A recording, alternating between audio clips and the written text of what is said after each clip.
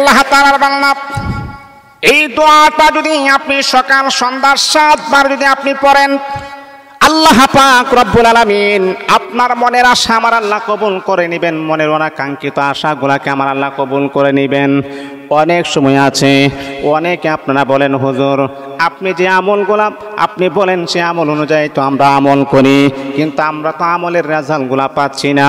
আমি আমার মাকে জিজ্ঞাসা করি, আমি আমার বাবাকে জিজ্ঞাসা করি, ও বাবা আপনি যে আমল করেন, আচ্ছা বলেন তো আপনি কি 5 ওয়াক্ত নামাজ করেননি?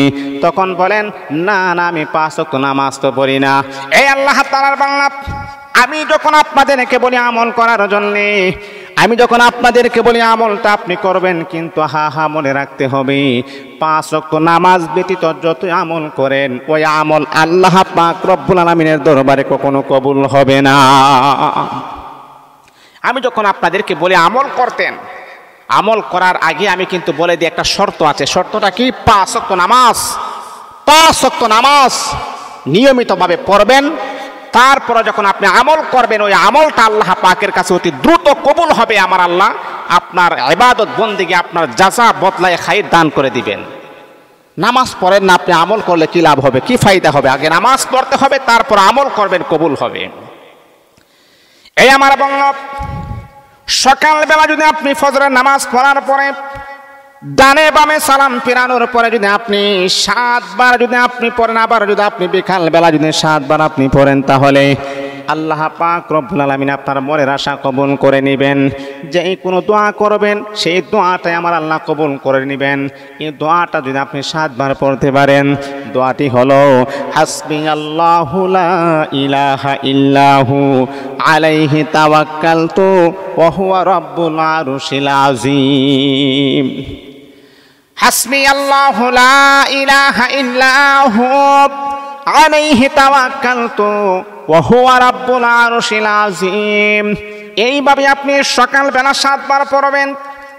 7 বার সকালবেলা পড়ার পরে আবার আসরের নামাজের পরে আপনি আবার 7 বার পড়বেন হাসবিয়াল্লাহু লা ইলাহা ইল্লাহু আলাইহি তাওয়াক্কালতু ওয়া হুয়া রাব্বুল আরশিল আযীম।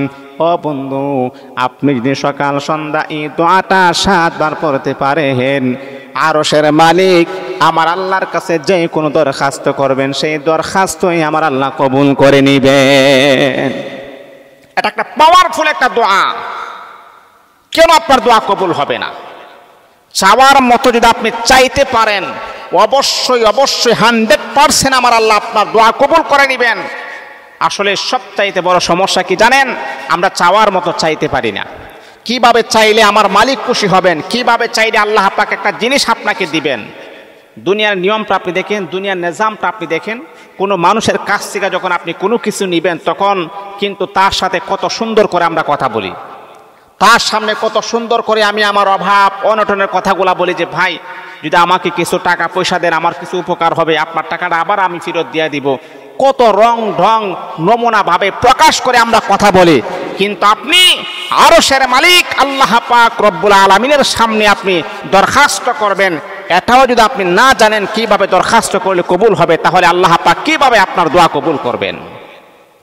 মনটাকে নরম করে দিয়ে একইবারে নমনীয়ভাবে একইভাবে ছোট হয়ে মালিকের কাছে আপনি দরখাস্ত করবেন, চোখের পানি ছেড়ে দিয়ে, আল্লাহ তুমি ছাড়া আমার কেউ নাই, তুমি ছাড়া আমার আপন বলতে কেউ নাই। এই পৃথিবীতে ভিক্ষুককে আমরা দেখেছি, এক ঘরে গিয়া যদি ভিক্ষা না পাই আরেক ঘরে গিয়া পাই, আবার যদি ওই ঘরে না পাই আরেক ঘরে গিয়া পাই। আল্লাহ তুমি যদি আমাকে না দাও, তাহলে তুমি যদি আমাকে ভিক্ষা না দাও, আর কোনো ঘর নাই যে তার ঘরে আমি যাব। এই জন্য সম্মানিত হাজিরিন, আমি আপনাদেরকে আবারও বলি শুনেন, আমরা চাওয়ার মতো চাইতে পারলে অবশ্যই আল্লাহ পাক আমাদের দোয়া কবুল করবেন। আসলে আমরা চাওয়ার মতো চাইতে পারি না। আল্লাহ পাক আমাদের সকলকে চাওয়ার মতো চাওয়ার যেন তৌফিক দান।